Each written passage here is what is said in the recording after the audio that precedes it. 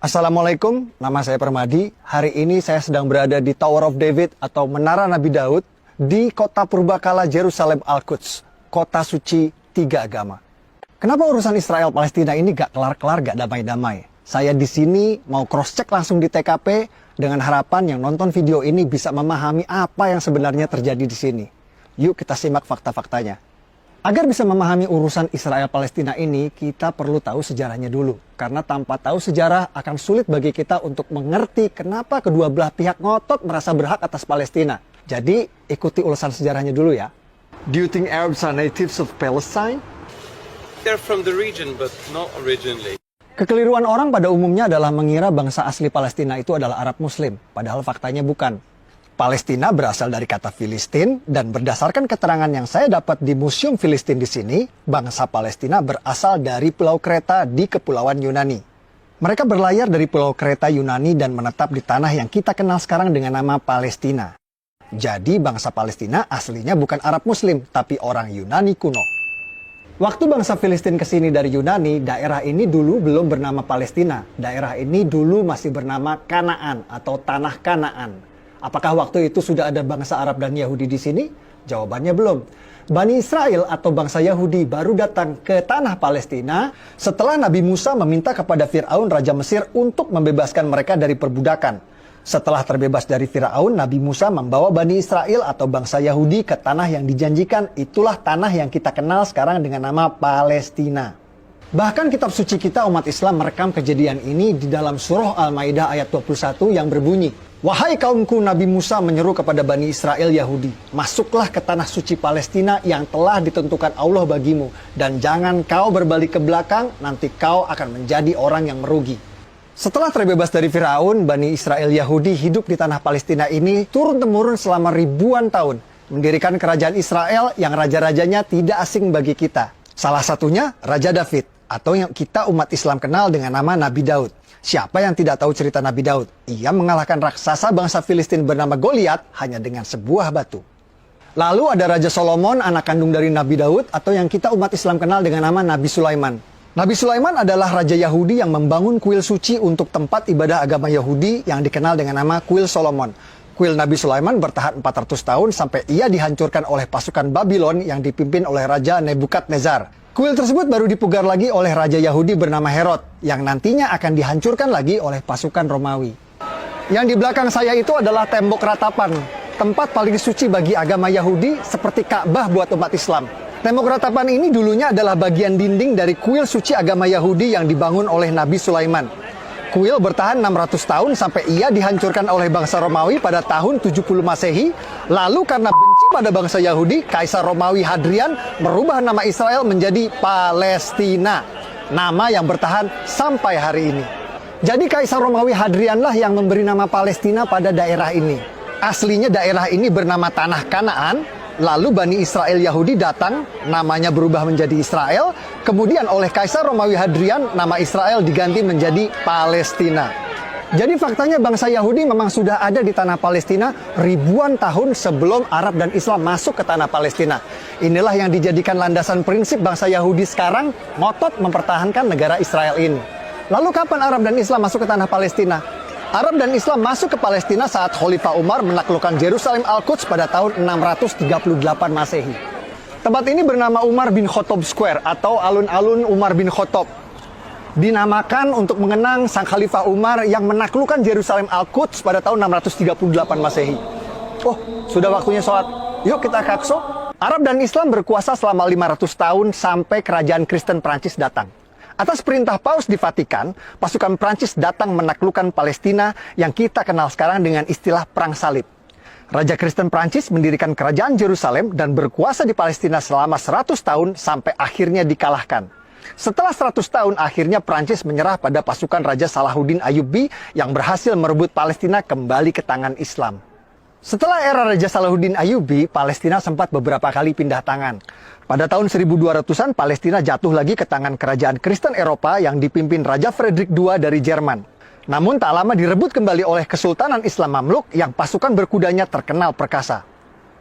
Sampai tiba pada era kejayaan Islam, lahirnya superpower pada waktu itu, yakni Kerajaan Ottoman Turki.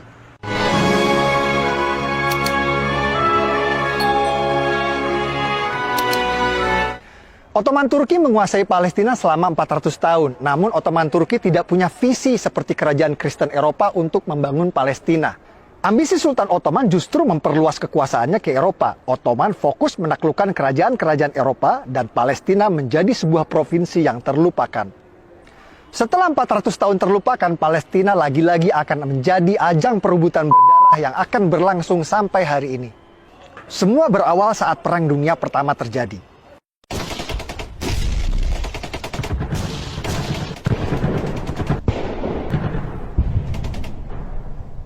Ottoman Turki kalah di Perang Dunia I dan dipaksa menyerahkan sebagian besar wilayahnya kepada negeri pemenang Inggris dan Prancis. Provinsi Suriah dan Lebanon menjadi milik Prancis, Provinsi Palestina dan Jordan jadi milik Inggris. Inggris mengganti nama Palestina menjadi British Mandate Palestine. Lalu Perdana Menteri Inggris langsung mengambil inisiatif mendukung pendirian negara Israel di Palestina lewat deklarasi Balfour yang berbunyi, "Pemerintahan Yang Mulia Ratu Inggris mendukung pendirian rumah nasional untuk bangsa Yahudi." Tidak pakai lama, Inggris langsung memfasilitasi migrasi besar-besaran Yahudi dari Eropa, bahkan memberikan proteksi keamanan bagi mereka di sana, walhasil populasi Yahudi di tanah Palestina pun meningkat pesat. Lonjakan imigran Yahudi di Palestina menimbulkan gesekan dengan penduduk Arab yang berujung pada konflik berdarah. Tahun 1920, warga Arab menyerang pemukiman Yahudi di Yerusalem, menewaskan 5 orang yang dikenal dengan kerusuhan Nabi Musa. Persekusi Arab terhadap Yahudi terus terjadi selama 9 tahun, puncaknya tahun 1929 menewaskan 67 warga Yahudi di Hebron. Ini headline koran Prancis yang memberitakan situasi pada waktu itu. Inilah cikal bakal konflik berdarah yang akan berlangsung 100 tahun sampai hari ini. Pada tahun 1947, Perserikatan Bangsa-Bangsa PBB menerbitkan resolusi pendirian 2 negara di Palestina, negara Yahudi dan negara Arab. Warga Yahudi langsung menerima tawaran ini dan mendirikan negara Republik Israel. Tapi negara-negara Arab tetangga menolak pendirian 2 negara ini dan langsung memerangi Israel. Hasilnya, tepi barat dikuasai oleh Yordania dan Gaza dikuasai oleh Mesir. Jadi yang menggagalkan berdirinya negara Palestina itu bukan Israel, tapi Yordania yang menjajah tepi barat dan Mesir yang menjajah Gaza. Bahkan selama bertahun-tahun, Yordania dan Mesir menolak mengakui kedaulatan Palestina di tepi barat dan Gaza dan menganggap 2 daerah tersebut menjadi bagian dari negara mereka. Ini fakta. Jadi Palestina negara pertama yang mengakui kemerdekaan Indonesia itu hoax ya guys. Karena waktu Indonesia merdeka belum ada negara Palestina. Negara yang pertama kali mengakui kemerdekaan Indonesia adalah Mesir. Ini foto Haji Agus Salim di Mesir menandatangani pengakuan kedaulatan Indonesia.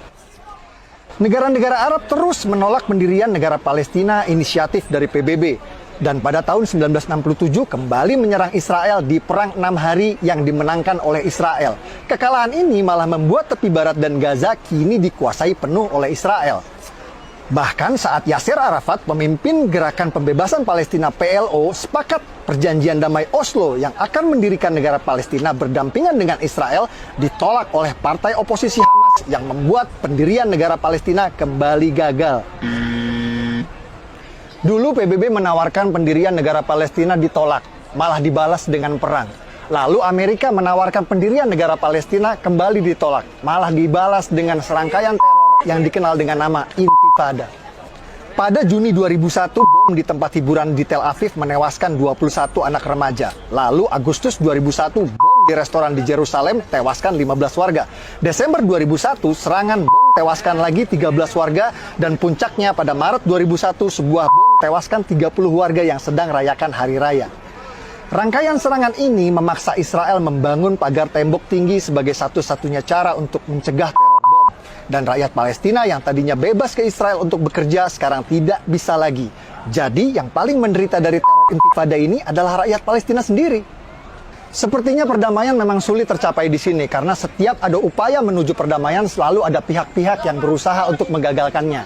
Tahun 2007 saat Presiden Palestina Mahmud Abbas sepakat dengan solusi 2 negara, oposisi Hamas malah sengaja menembakkan roket-roket ke Israel sebagai tanda mereka menolak solusi damai tersebut.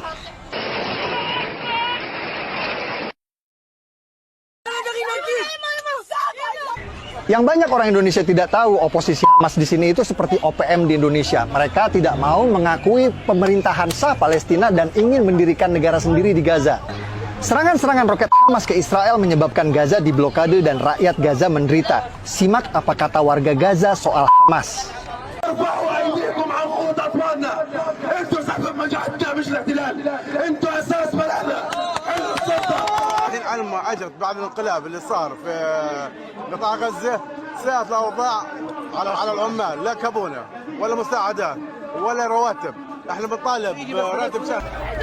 حررنا من اليهود لو جينا عيب يا اخي عيب اسمع عيب لك اليهود عيب اليهود اتركوا السود هذا وين Yang bikin sulit damai di sini bukan Palestina radikal saja, tapi juga Yahudi radikal. Salah satu masalah besar yang ditimbulkan oleh Yahudi radikal adalah illegal settler atau pemukim ilegal di tepi barat West Bank yang merupakan wilayah Palestina. Illegal settler atau pemukim ilegal dari Israel sengaja melanggar perbatasan dan membuat pemukiman ilegal di tepi barat yang merupakan wilayah Palestina. PBB pun mengecam keras tindakan pelanggaran perbatasan ini dan menyebutnya sebagai tindakan ilegal yang merusak perdamaian. Pemerintah Israel berulang kali mengerahkan militer Israel IDF untuk menggusur para pemukim ilegal ini dari tanah Palestina. Namun mereka tetap kembali dan kembali lagi melanggar perbatasan, membuat perdamaian sulit tercapai. Fakta-fakta yang saya sajikan di video ini adalah hasil investigasi langsung di TKP. Banyak narasumber yang tidak mau tampil dalam video karena alasan keamanan. Saya berharap video ini bisa memberikan penjelasan, membantu menjelaskan bahwa apa yang terjadi di sini bukan seperti yang kita dengar selama ini.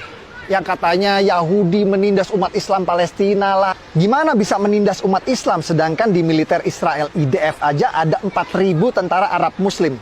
Ini tentara Israel namanya Muhammad, difoto sehabis ngaji Al-Quran. Ini juga tentara Israel namanya Yahya Muhammad. Dia seorang Muslim dan bangga menjadi tentara Israel. Dan ini namanya Muhammad Kabiyah yang berhasil saya wawancara. Simak petikan wawancaranya. Seorang Arab Muslim yang menjadi tentara militer Israel. Assalamualaikum. Waalaikumsalam. Muhammad Kabiyah. Yeah. Alright. Are you Muslim? Alhamdulillah. And you're Arab too. Yeah.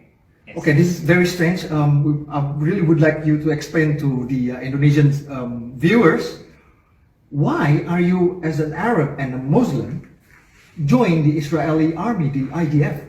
Isn't that like you are, battling against your Muslim brothers? No, I'm battling and fighting against the terror, and the terror no have brothers, and I'm Israeli. And it's not a religion war, it's a war between a country want to be and between a organization that using the Islam name for their agenda. Fakta-fakta seperti ini tidak pernah diberitakan di tanah air karena fakta tidak laku dijual. Yang laku dijual adalah berita sensasional meskipun sering bertolak belakang dengan fakta di lapangan. Peduli Palestina dalam masalah kemanusiaan. Betul, saya setuju. Tapi jika Anda peduli tanpa tahu fakta, hanya akan membuat Anda mudah dibodohi oleh penipu maling donasi seperti ACT yang sering memutarbalikkan fakta agar uang keluar dari dompet Anda.